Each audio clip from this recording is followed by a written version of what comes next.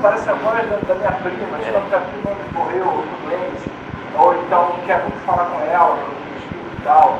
Então isso é chamado clareaudiência, ou seja, a voz, como se fosse uma voz falando. Mas na verdade a clareaudiência, quando você vai analisar, ou é uma premonição, ou é uma clareaudiência, não é caso de paixão. Vamos lá. Só concluindo, tá? Essa primeira vez, essa brincadeira, eu estou no barco do demônio. Aí eu fui, a beleza, quando Deus conhecimento, e agora deixando botar tua sombra dela, né? Não, mas é porque uma coisa muito relacionada com a idade dele, na brincadeira, uma outra, vocês sabem que tem outro tempo, eu participei da brincadeira, eles acharam interessante, como você pode, brincadeira e tal. Aí eu já lembrei, mas agora, eu entendi que hoje é 20 anos, tá? Eu 11 anos, ela fez 20 anos, aí depois disso, ela envolveu com a relação climática, e tal, mas agora, se eu fiz um acompanhamento dela, qual é o meu jeito de pensar, não tem impacto. Aí é que a gente falou do contexto ali, né? Às vezes o próprio, essas figuras surgem, porque são figuras do psicólogo dizia, né? Do folclore popular, né? E tal. Então, quer dizer, quem que está ali? Quem que pode ameaçar? Um demônio. Então eu fiz o pacto com o demônio. Mas o que está por trás disso? Né? Com essa brincadeira que o não foi usada pelo irmão mas esse demônio é uma parte dissociada da matéria. Então, como diria o Jung, eu falei lá atrás, a sombra dela, uma parte dela dissociada. E muitas vezes você não consegue ver aquilo como seu, porque dói muito difícil, então você dissocia aquilo que você imprimiu uma imagem, uma coisa assim, ou usa uma figura folclórica para incorporar tudo aquilo que você não é seu, né? Tudo aquilo que você não quer que seja seu, né? É seu, mas você não quer ver como seu. Essa brincadeira de golpe, né, que a gente colocava no vídeo, né, é uma técnica que a gente trabalha da ordem, chama de golpe de valor. E assim como nós temos a questão da psicografia como técnica de escrita automática. Tá? Então, eu vou fazer esse treinamento de Fala que eu vou psicografar a mensagem. Então, na verdade, você sempre chega ou vai repetir o segredo? Vai, vou saber com tudo. certeza. Não me esconda nada. O já é outra língua que eu não sei o que é dentro dela. Mas é porque a mesa sempre tinha assim, olá, a coisa tinha uma conotação muito espírita, né? Então tinha uma coisa assim, sim, não, adeus, cheguei, quando o copo anda, ele tinha que dar um sinal que chegou, ia no I, no I e tal. Quando a gente observar, ela mais interessante são modos, pela questão da profissionalidade do meio, essa questão, você chegou aqui, no Chico do além, ou desconhecido. Então a gente tem que entender que essa questão do medo, ela produz uma produção. E já que eu estou pegando o gancho dele, né, ou seja, você observa nos casos de Poltergeist, eu vou explicar mais adiante, né, Poltergeist, ele está associado sempre ao adolescente. Na maioria das vezes, mais de 70% das vezes é um adolescente. Porque ele tem muito grande, você não pode descontrolar, ele provocar o mundo de Poltergeist. Mas eu vou entrar nisso um pouco mais adiante. Então, o que eu quero mostrar para vocês é que vocês vão ouvir, por exemplo, voz do Gênesis, quando você sente o cheiro, né, por exemplo, a gente sente cheiro de rosas quando alguém vai morrer, por aí vai. Mas na verdade, o que é isso? É uma premonição, ou é uma telepatia que a pessoa está sabendo o que está acontecendo. Né? Então, na verdade, a gente sempre cai nesses três pontos aí. Aí o pessoal aí inventa nomes e tal, mas no fundo você precisa entender o que é clarividência, o que é premonição e o que é telepatia. Tá? E o que é micropecado e macropecado? Micropecado é o efeito da mente sobre a matéria que você não vê, e o macropecado é aquele que você vê ao olho. Tá? Então, tem umas variações aí. Gente, ainda dentro da linha da escola de Ryan, uma pessoa chamada Lee Roberts, que é um grande investigador de Poltergeist, ele trouxe uma hipótese aí, que é a hipótese da sobrevivência. Então, ele é uma pessoa a falar de que podem existir fenômenos que vão além da sobrevivência da vida após a morte. Antes de eu deixa eu só fechar essa última linha aqui, tá? Psicama e psicapa. Tá? Psicama e psicapa é um nome que chupa a falta de didática nesse momento, mas eu queria colocar lá embaixo, só para a gente fechar essa parte aqui de cima. Na verdade, houve um congresso em 53 em Utrecht, na Holanda, sobre parapsicologia. Dois pesquisadores ingleses, propuseram que os fenômenos de percepção extrasensorial deveriam ser chamados de psicama. Os fenômenos de ação da mente sobre a matéria deveriam ser chamados de psicapa. Eles estavam muito entusiasmados, mas a ideia não pegou no Brasil. No Brasil, todo mundo chama de psicama e psicapa. Mas, na verdade, o psicama, quando a gente chama de psicama, é a percepção extrasensorial. O fenômeno de psicapa, pegou naquela veja bem, não é uma desqualificação, não. É apenas uma questão de nomenclatura. Tá? É importante vocês saberem, porque virou o linguajar do Brasil. Virou o linguajar do Brasil. Psicapa. Então, o fenômeno de psicama é percepção extrasensorial. O fenômeno de psicapa é a ação da mente sobre a matéria. No Brasil, ficou muito famosa essa terminologia. Na época, se publicou muitas coisas e tal, a respeito desse congresso, muito importante. E foi a época que se espalhou muito a parapsicologia no Brasil. Então, no Brasil, quase todas as pessoas se referem a esse fenômeno como psicama e psicapa. Mas é uma coisa que é muito regional do Brasil, você não vê isso nos países. Mas não interessa isso, isso aí é uma questão de nomenclatura. Desde que você sabe do que se trata, isso é o que importa. Agora, existe uma terceira categoria de memória,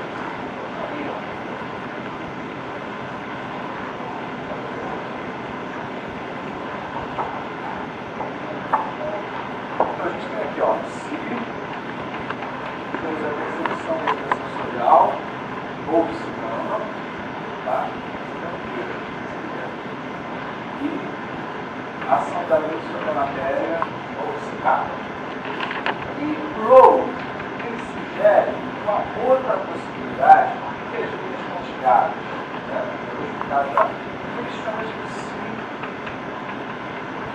psi-teta. Teta vem de tanto, da morte, que seriam fenômenos que apontariam para a sobrevivência da vida após a morte. Tá? Por que as linhas pontilhadas? Porque eles não foram demonstrados cientificamente.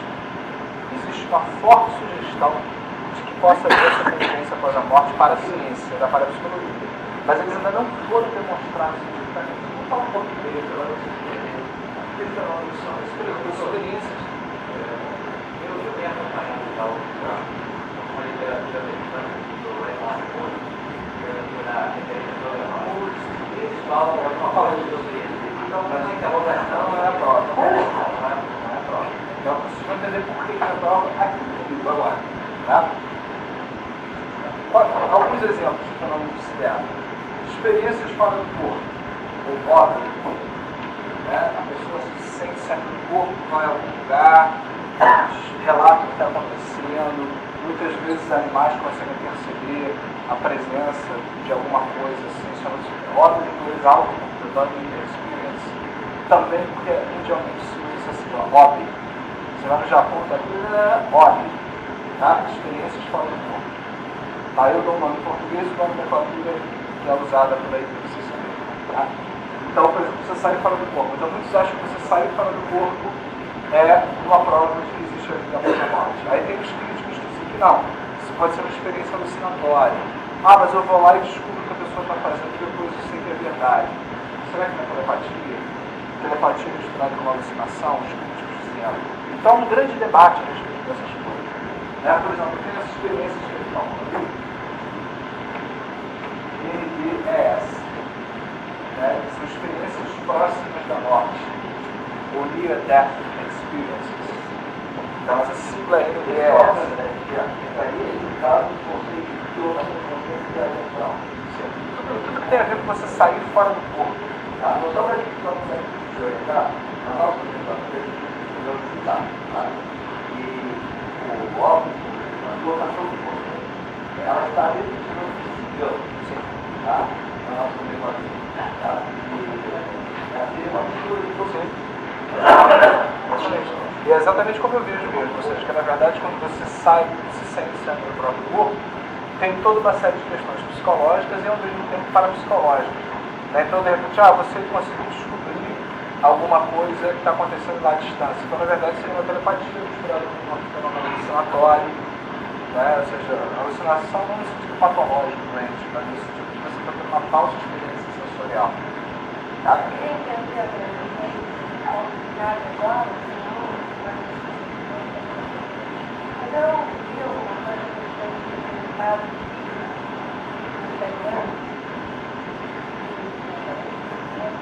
Na história dele, ele era ao mesmo tempo.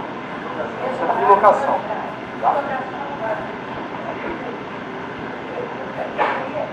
Bilocação, porque é uma pessoa mental, outras pessoas. Olha, gente, a bilocação seria um fenômeno de você ser visto por mais de uma pessoa em lugares diferentes. Você está vendo um outro, não tem nada a ver com esse lugar. Não é um caso de você estar. Não, você não está. As pessoas veem você. Agora, será que elas veem você ou tem uma impressão de ter visto você? Vocês vão ver isso mais adiante, já. Eu tenho que adiantar aqui que a aula, tudo isso vai se autoexplicar em termos gerais. Depois de vocês ao longo do curso aí, como vocês vão ter toda uma coisa mais detalhada. A gente aqui vai ter uma coisa mais em termos gerais, para vocês se situarem nesse campo, para depois entrarem no aprofundamento da história. Então, aqui são experiências fora do corpo de locação, tá? Costumam pessoas. Às vezes a pessoa se diz sair do corpo e as pessoas veem em outros lugares também. Claro.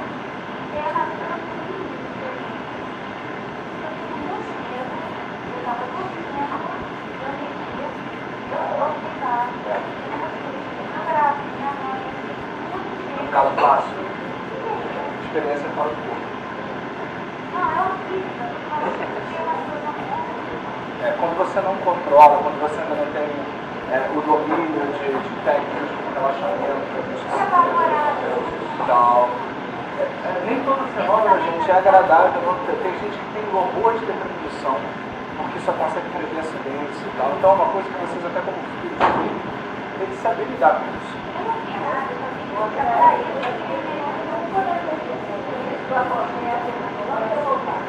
Não quer voltar, você já teve essa experiência de não querer voltar, você se sentir fora do corpo e não querer voltar, olha, aí isso tem que ser analisado por um profissional, porque tanto pode ter uma explicação psicológica, quanto parapsicológica. Pode ser que a pessoa, no caso, esteja passando por uma questão existencial, e o voltar para o corpo significa voltar para a vida e uma série de outras coisas. Então o profissional tem que avaliar o ponto de vista psicológico e parapsicológico. A gente tem que voltar para cá. Não vamos sair daqui. Não te vou, né? Você disse que ia fazer a gente entender porque ele vai chegar mais. Então, NDES, em inglês Near Death Experience, são experiências de quase morte. Experiências de quase morte. Tudo isso que são exemplos disso que estamos externos para explicar. Tá? Experiências de quase morte, onde a pessoa morre e aí ela depois é ressuscitada, ou com respiração boca a boca, com choques elétricos. Então, mas nesse meio tempo, entre ela morrer e ser ressuscitada, ela começa a passar por vários fenômenos. E o Raymond Moody escreveu um livro interessante chamado Vida, que é a best-seller mundial. Vocês encontram em qualquer livraria. Tem a Elizabeth Kubler-Ross também, que continuou o trabalho dele e tal. Ou seja, que eles conseguiram identificar elementos que estão sempre presentes nesse caso. Ou seja, que elementos são esses? Fala de alguns, tá? Isso aí existe tudo, tá? Raymond Moody.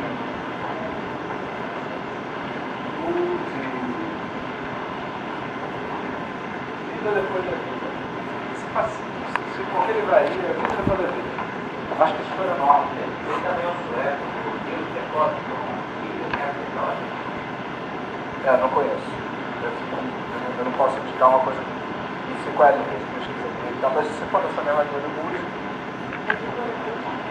histórica nórdica, você tem muito isso. Você chega lá, quero mil vida depois da vida.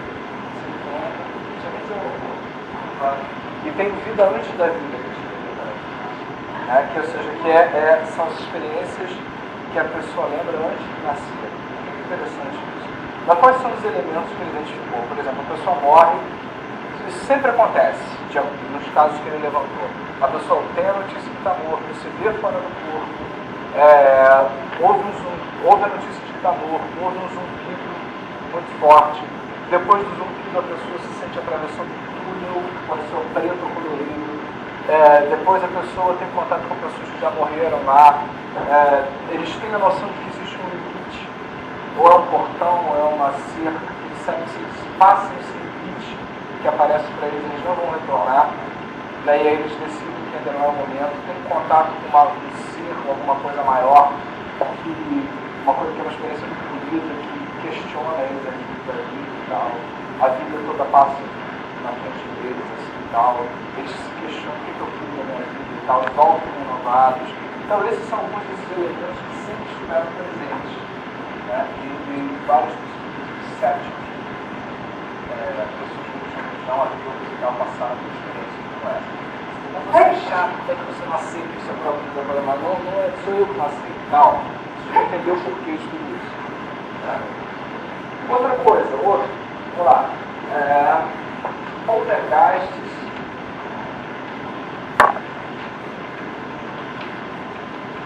versus assombrações.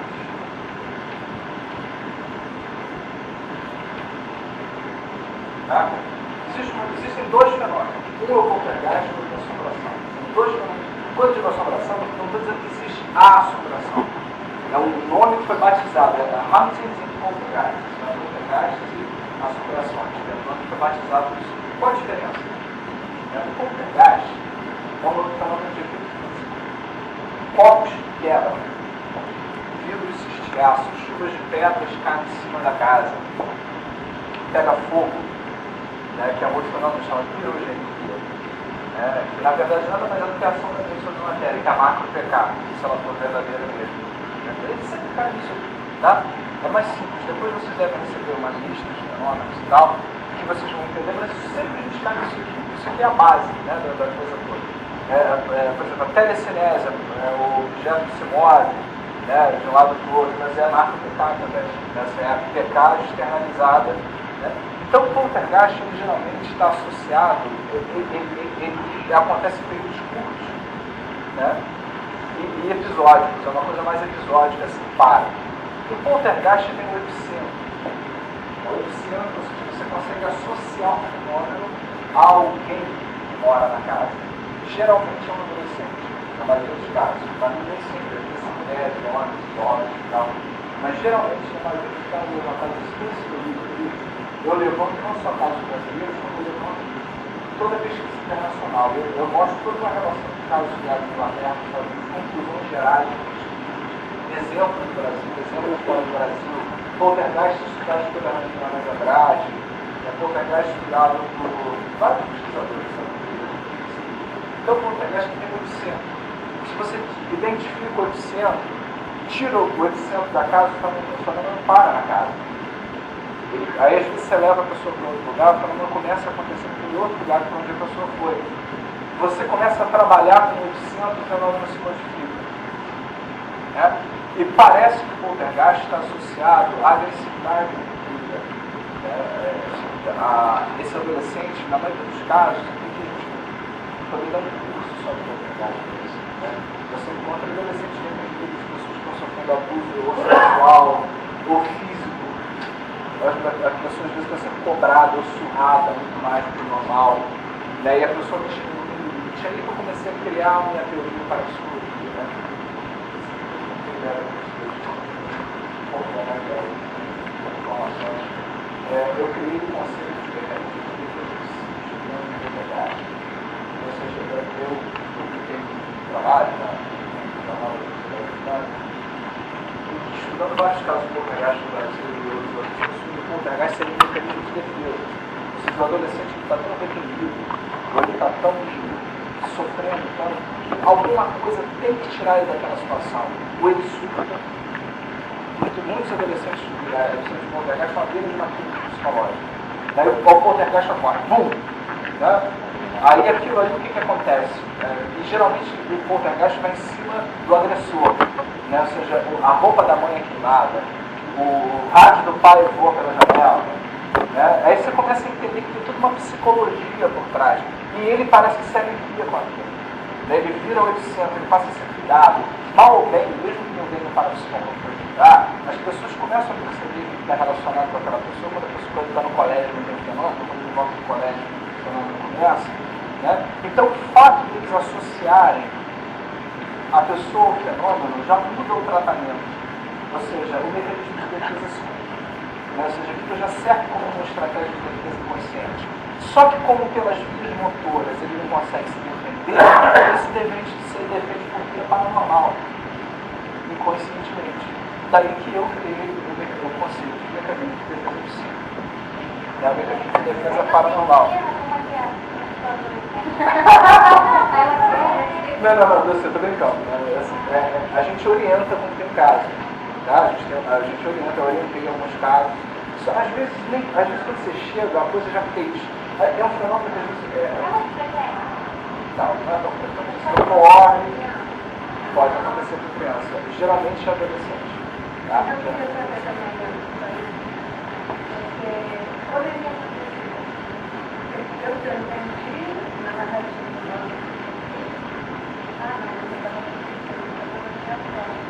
Aporte. É que uma coisa aparece. Tá. Mas o aporte ocorre dentro do poltergeist. Né? O que acontece no poltergeist? Chuva de pedra, objetos que aparecem e desaparecem, fogo.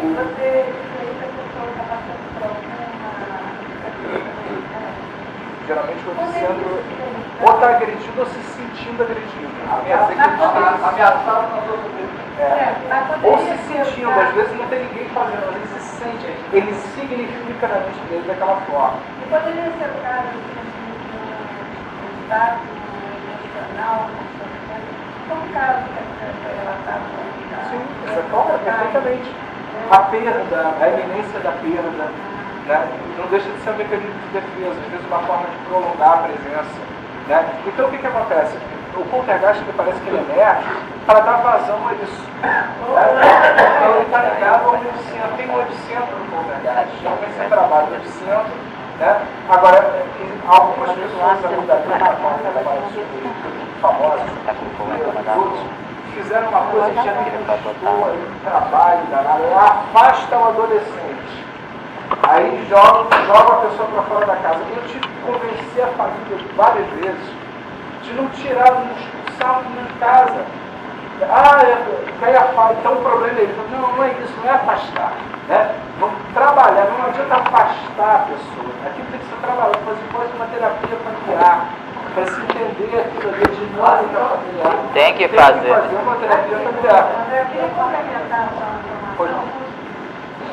Nesse caso, nós permaneceu em 2000, nós resolvemos fazer uma homenagem à minha mãe, que foi e tiramos de casa, e uma coisa rapidíssima sobre ele, ele saiu com minha mãe. Enquanto nós, eu e essa minha irmã, então viemos para casa andando. Eu fui fazer a limpeza do banheiro, vim para a cozinha, fazer material. Retornei ao banheiro para terminar a limpeza, e nesse trajeto eu passava diante de uma porta, onde havia uma imagem que está muito triste, da Constantino, um copo de rosto que era a grande paixão do meu pai, nossa mãe. E dentro desse copo, minha mãe foi lá e foi muitas fotos o candidato que ela não sabia fazer.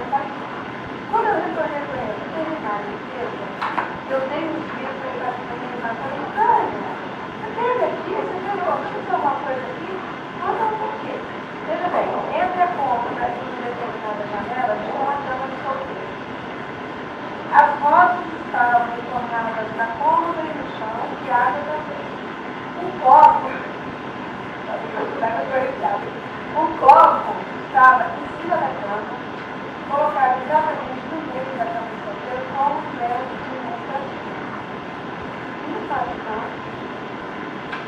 você não haveria possibilidade de uma outra pessoa ter entrado na casa, criança? Ah, não, só tínhamos nós três. A minha irmã, que não tinha participado de nada anteriormente, estava na cozinha.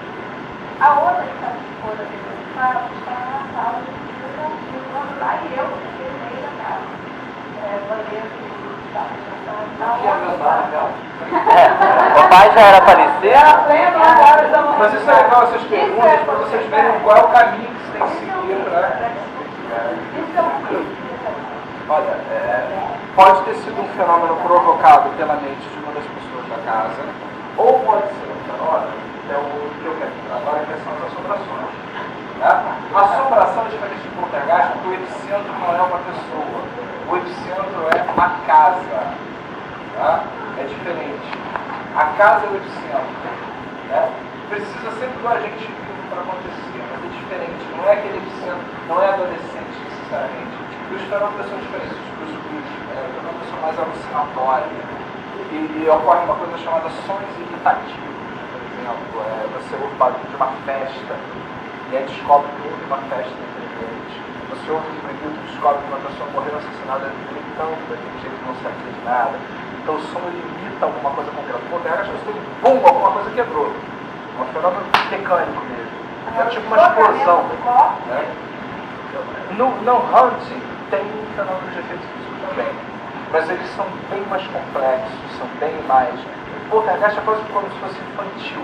E, aliás, o mecanismo de defesa vem a partir de uma imaturidade momentânea de lidar com alguma coisa. É uma coisa infantil, né? A neurose, o mecanismo de defesa, ele é uma coisa de imaturidade infantil. Poltergeist, por isso que o poltergeist... Já que eu estou falando de explicação, só para fechar, meu pai dizia para essa minha irmã chamada Tânia, que ela era muito devagar, depois o papai disse assim, olha, quando eu for morrer, eu vou pedir para você que a morte para mim. Porque eu sei que ela nunca vai chegar de tão devagar que você é. E falava muitas vezes. É uma data especial, não é isso? Então a gente pode até dizer também que até a falta dele e tal, pode ter feito que a mente de alguns participantes provocasse aquilo por conta da falta, da ausência, não necessariamente uma mente. Não necessariamente uma mente. Ou a realidade acontece. Às vezes é uma combinação, de pessoas do mundo. Geralmente é um epicentro, uma pessoa que é mais forte no processo.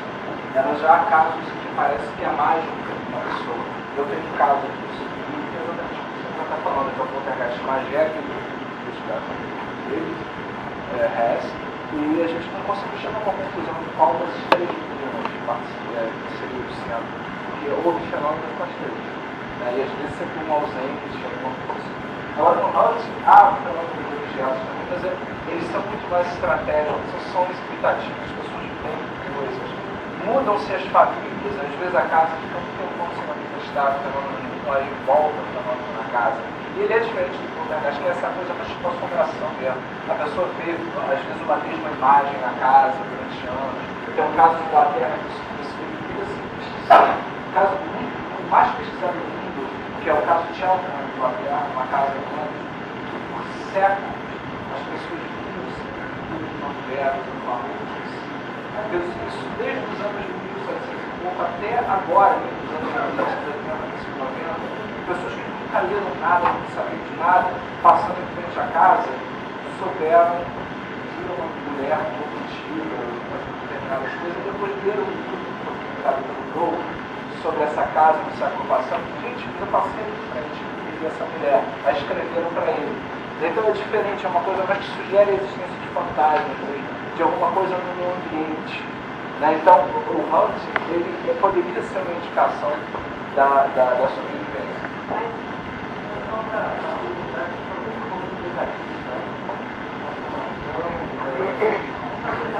Caso do mato.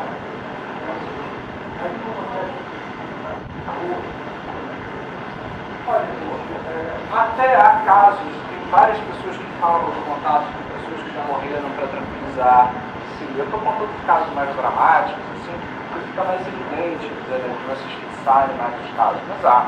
Né? Agora, poltergeist, geralmente, o poltergeist é um fenômeno de é uma válvula de escape de uma tensão. Então ele é um fenômeno denso. O fenômeno de Hunting também. Tá? Você nunca vê. É como se o Hunting sugere que alguma coisa que já se foi, não estou dizendo que é, estou dizendo que ele sugere que alguma coisa que já se foi localiza no determinado local. Né? E isso não é uma condição de terrível. Né? Qual é a causa, na verdade? Vocês vão ver que a didática vai se percebe nisso. Né? Então, eu estou aqui primeiro mostrando para vocês. Né? É um fenômeno muito complexo, esse livro tem todos os detalhes. Um outro fenômeno muito interessante é a questão das crianças